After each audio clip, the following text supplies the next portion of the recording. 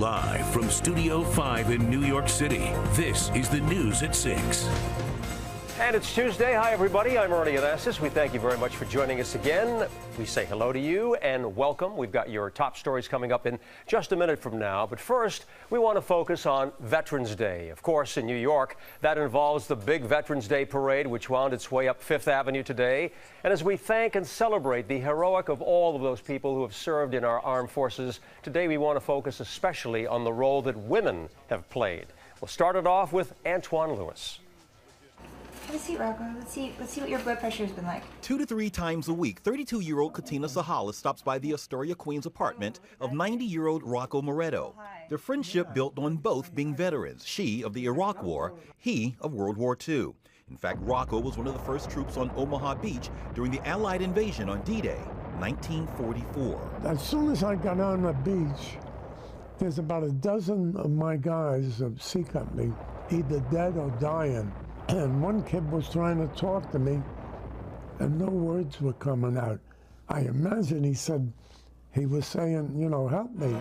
This is the story of the 1st Infantry Division, the Red One. The then 19-year-old learned quickly what teamwork and survival meant as part of the U.S. Army's 1st Division, the legendary Big Red One. In addition to D-Day, he saw combat at Normandy, the Battle of the Bulge, and VE Day. Memories tough to forget, but easy to tell. I'm all keyed up and everything, but I know some friends of mine wouldn't even go there, and they wouldn't see that picture in Saving Private Ryan. But that never kind of bothered me, you know. Katina has stories of her own, of her time during Operation Iraqi Freedom. She served her country from 2000 to 2005, and like Rocco, she was also a member of the Big Red One. We got mortared regularly, so it just was like every day we just get mortared, so you just get used to it. The two met some time ago at the VFW post. Katina says it was friendship at first sight. So most of my friends already met Rocco, and they all love Rocco. Every time I tell them I'm heading over to Rocco's house, they're like, oh, tell Rocco I said hi. Yeah. Both say the bond is built on mutual respect and admiration. Katina, now a physician's assistant, makes sure Rocco keeps his doctor appointments and takes his correct meds. The boy from Hell's Kitchen and the girl from the Bronx, one vet looking out for another, as both have done for us. I hope I am 90-year-old Rocco when I'm 90-year-old Katina. That is my dream. He is so independent, and like I said, his memory is so sharp. He's a great guy. Really, I admire him a lot. She's been so good to me. It's a good thing for her. She probably saved my life. From Queens, Antoine Lewis, Fox 5 News. All right. Thank you, Antoine. What a heartwarming and inspiring story. That was terrific. It was. Absolutely. I want you to meet Suzanne Bettis. You are an assistant district attorney from Queens and a U.S. Marine. I'm so happy that you're here today. Thank you for having me so much, Early. You served 8 years with the Marine Corps, and I know you're very proud of your service, as we are, of you. On this Veterans Day, what are your thoughts, Suzanne? Well, I've seen how the Marine Corps and all branches of service has progressed, especially women in the military. They've gotten some great opportunities to go into some new avenues, and they're taking it, and they're taking it to them. Yes, they are. When you joined back in 2003, you were just 17 years old at the time. Yes, I was, and it was one interesting experience, going down to Paris Island, setting foot on those yellow footprints, and it's brought me all the way here. Why did you join? I joined at 17, and I really wanted a challenge. I knew I could be a part of something great, a great organization, world-renowned, and to have that respect and that admiration, it's a beautiful thing, and I cherish it every day. Absolutely. The Marine Corps is one of the toughest branches, as we know. You entered into this, what was considered a man's world, and a pretty difficult situation. I want to know if you had any physical limitations, what your experiences were like. Well, I wasn't ever a long-distance runner, and they really made me one. But the physical limitations really wasn't prevalent because you were working as a team. Your strengths were maybe someone else's weaknesses, and you learned at an early time in boot camp to really work as a team. And you also were in Iraq, and did you also serve with other women at that time? Yes, in fact, they sent us out with another female. I had shout out to Corporal Parham. She was a sergeant now, but she was my essential battle buddy. My deployment in 2005 and in 2007 in Fallujah. She was out there with me, and we were doing great things. Amazing. Suzanne, as you talked about the progress being made, and there has been a lot, of course. We have some 4-star generals in the military who are women now. Well, what do you see as the future? Well, the future is bright for women in the military, especially with the opening up of these combat roles, these jobs. I just read the other day that there's some female Marines in artillery units now, and women are multitaskers. You give us the challenge, we'll do it. And a lot of young women are looking for that challenge as well. There's a lot of interest in the military. They are, and the Marine Corps is one of the best organizations in the world. Why not? Absolutely. Very quickly, how did the experience help you from the Marine Corps as an assistant district attorney now? Well, it helps tremendously, but most importantly I would take from it is that when I was 17, I, just like you, held my hand up and took that oath. I did. And I was able to do that same thing as an assistant district attorney in Queens County, and to be able to transfer that over and still serve the people of this state, especially Queens County, is an amazing thing. Now, Suzanne, you're a great inspiration to a lot of young women who are watching us today. Suzanne Bettis, I salute you as well. Thank you very much. From the Army to the Marine Corps, we're all in the same place, right? I appreciate it. Thank you so much. Thank you for having me Thanks again. for being here, especially on this Veterans Day. Yes, it's a beautiful day. Thank you, Suzanne. All right, this, of course, as we know, is the Big Apple, and there are a million things going on here. Sometimes, curious New Yorkers just want to know. Like, what's the deal with those guys handing out free newspapers at subway stations in the morning? We'll tell you coming up next. And join us tomorrow as we look at what they call May-December relationships, how older men and women are looking to date much younger people, and why it's now more accepted than ever. That's coming up tomorrow, all new, just for you, at 6. We're coming right back.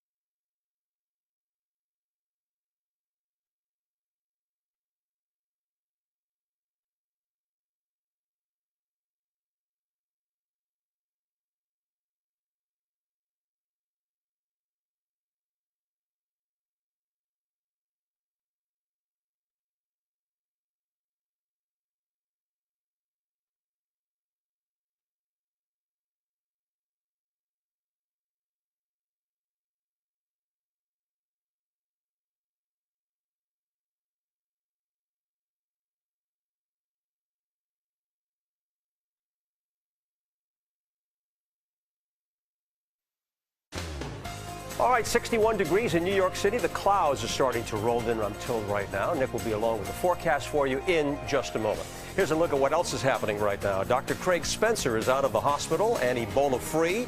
He spoke today thanking his doctors and saying how proud he was of his work in West Africa. There are currently no cases of Ebola in the United States.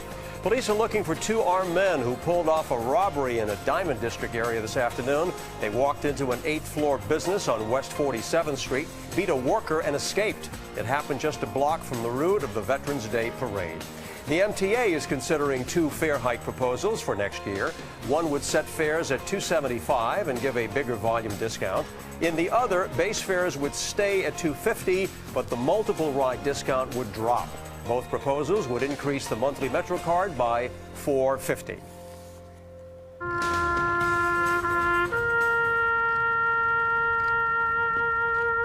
Vice President Joe Biden paid tribute to our fallen servicemen and women during a ceremony at Arlington National Cemetery this Veterans Day, laying a wreath at the tomb of the unknown soldier. Joining me right now with more on the day. Nick, the weather was beautiful. We were watching the parade on Fox 5. Terrific. It worked out great. Well. Mild weather. We had a bit of cloud cover to start, then the sun really went to work. Great. Mid-60s, you got to love that, right? That's perfect what we love. For the Veterans Day celebration. Exactly. And you wore the right tie for it, too. There you go. And my red, white, and blue. And I had blue, red, and white. We got it covered.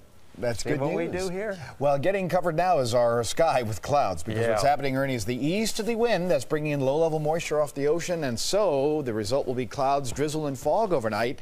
Still pretty mild, though, and tomorrow, one more mild day before we do finally make that transition that we've been talking about since last week towards much colder weather. 64, 49 today, above average, of course, with the average now 56 and 43. 74, the record high, 28, the record low, and still no records in sight, anything happening anytime soon, and but definitely the chill is on the way. 6:39 sunrise down at 4:41. Right now in New York, it's 60. The humidity 80%, winds out of the southeast, and here come the low clouds with some fog rolling in too, and there'll be drizzle later on tonight. As we had temperatures earlier in the middle 60s, even upper 60s at Sussex, 67 there, 64 Belmar, low 60s across Long Island. Now we've gone back into the 50s, middle 50s at Islip, 58 at Montauk, 61 Jersey Shore, upper 50s to the north and west of the city now, with 60 coming in from the Hudson Valley, but we're still up 5 to even 8, 9 degrees across the area from 24 hours ago.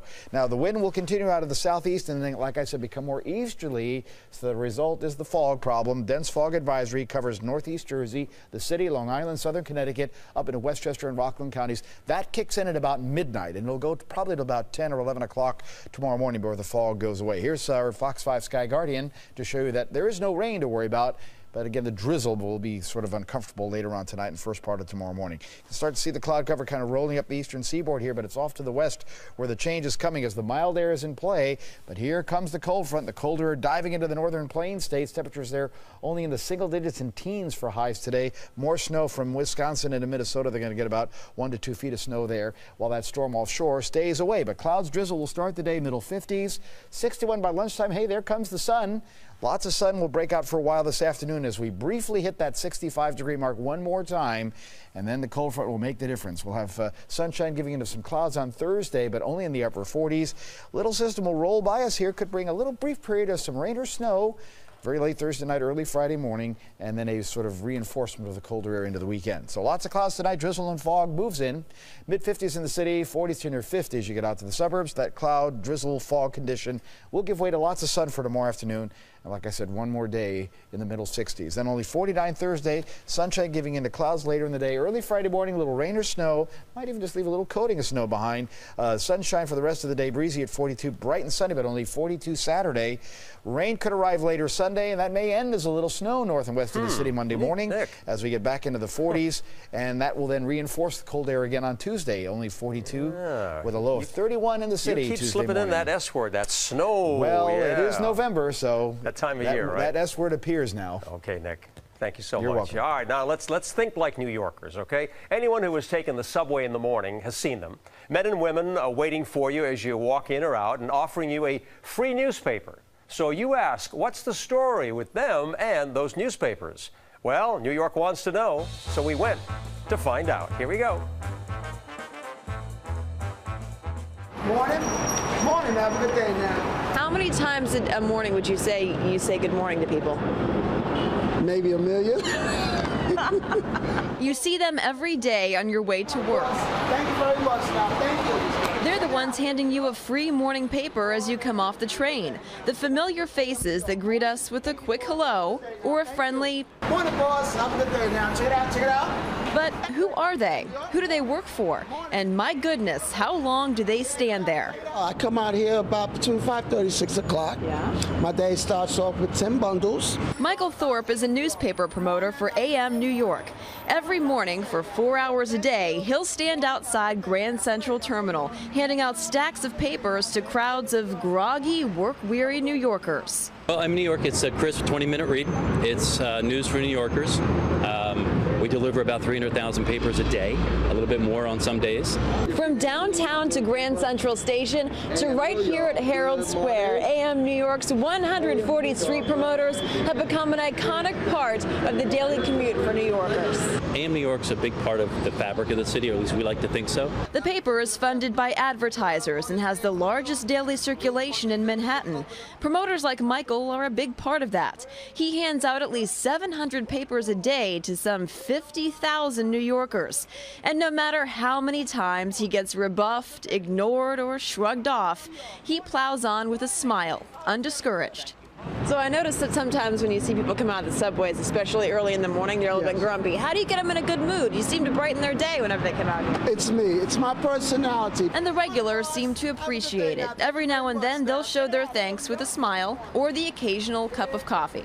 I see him almost every day, and he is fabulous, very people-friendly, always talking to everyone. Michael Thorpe and the rest of the newspaper promoters who work the beat every morning are a part of the coming and going, the morning routine. They keep talking, you keep moving, each of us contributing to the symphony of the city.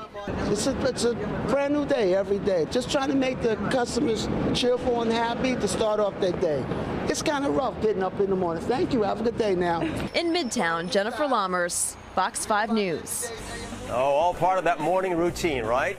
All right, now, my producer was supposed to put a clever line in here, but I guess he just held off. Well, that reminds me of a related question. What do you keep procrastinating about? What do you keep putting off and saying, I'll do that later?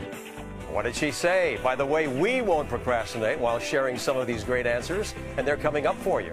And some great shows for you later this week. On Thursday, protecting yourself from questionable dentists, the things you need to know before you pay for unnecessary work. And Friday, the perception of tattoos. People getting fresh ink are now older and more mainstream. Great topics with great guests, all this week at 6. We're coming right back.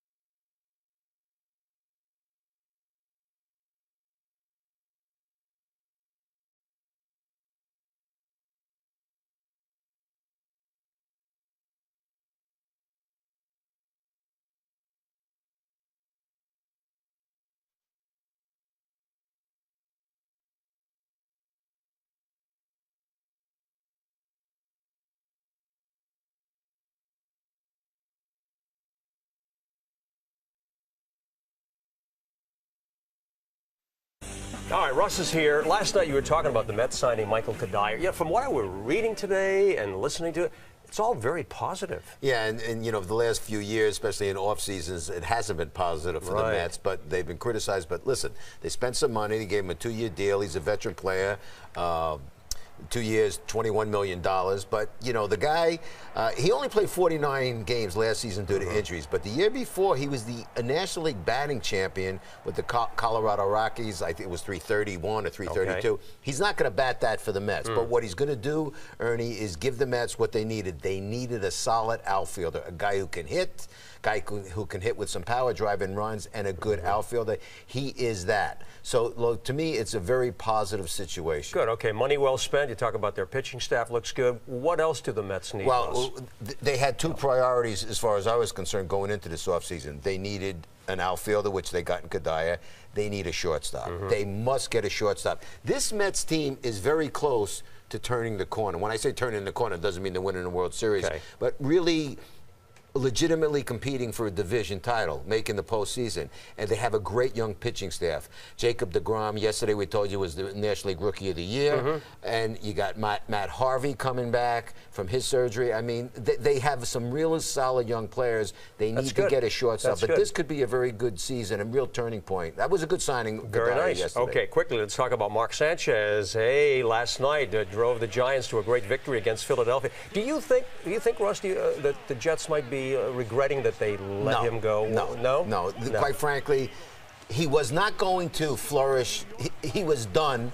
He had 2 good seasons. He was done here in New York. It was not going to happen. He was not going to make it with the Jets. And quite frankly, I don't want to hear any Jets fans, nor do I want to hear any members of the New York media covering the Jets saying, oh, you know, mocking the Jets now. No second guessing here. Jets are an easy team to beat up. But you know what? Not about this, because all the fans and all the media wanted Sanchez out of town. Good for him. He's had a couple of good games, but you know what?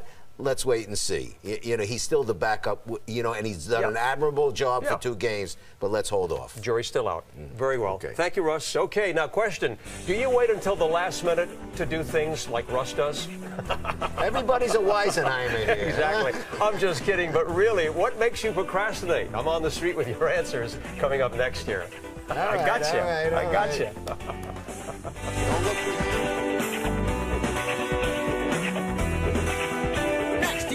Nicki Minaj's defense for that Nazi Yes music video, well, she made it with her Jewish boyfriend. Eminem raps that he wants to punch a famous woman in the face just like Ray Rice. We got Rihanna talking about her trip to the White House. Most important thing to her, the president's black. Next, DMZ.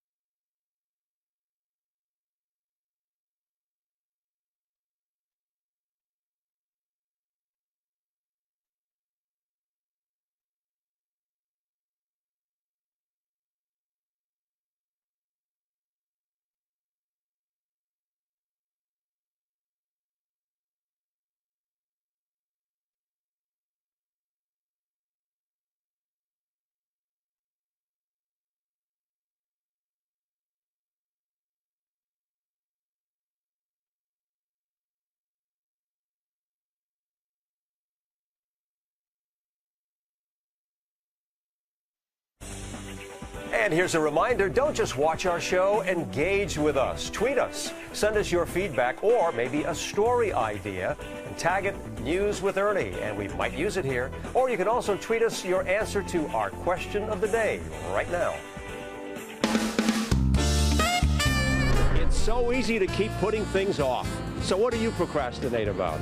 Cleaning up my attic. Cleaning up your attic. Yes, in my basement. So you know you have to clean the attic and the basement? Yes. I know, that's a tough job. No one goes to those places, though. So that's why it's easy That's for you why it's easy to procrastinate. My laundry. Your laundry. I can understand that. Yeah, you have to do it though, right? Next day. Next day. The biggest thing I put off doing is backing up my hard drive. I'll say I'll do it the next day. I never get to it because I'm too busy with my emails and my text messages. I live each day. I do whatever I can. I'm not a procrastinator at all. You've always been that way? Always been that way. So you just get it done? I get it done. Today, everyone wants everything right away. Right. You know, so we're taught to respond right away, immediately. I need that email, whatever. But if you just sit back and think about it, it doesn't have to be done right away. Redoing the closets in my house. Oh, that's a big job. One of the jobs I hate. Oh, in the closet. Doing the What do you have to do? Get rid of clothes and things? Things that have been there, every size, 10 different sizes for 30 years. Why do we all do that? I guess you keep hoping that we'll end up back in those small sizes, but it doesn't seem to happen. Something that you just delay and say, I'll do that later. I don't want my bills. Pay your bills. I think a lot of people would say that. So. Keep putting it off. No, then I'll get in trouble. Are you crazy? Bye. What are you putting off, huh? Think about that. That's it for now. Thank you very much for joining us. I'm Ernie Anastas. For all of us here in Studio 5 in the control room upstairs, we thank you for joining us tonight, and we'll be back again tomorrow. Here come the two procrastinators. Well, what are you guys putting off? Compared to you, everybody's a procrastinator. He walks around with a dustpan in the house following everybody around. Russ knows all the secrets. I guess so. What do you put off, Nick? I always wait till the last minute to pay my stuff. Fox 5 News isn't over. Go to myfoxny.com now for news, weather, and entertainment updates. The most powerful name in local news, on air and online. Fox 5 News and myfoxny.com. Brought to you by Raymore & Flanagan Furniture, furnishing your style.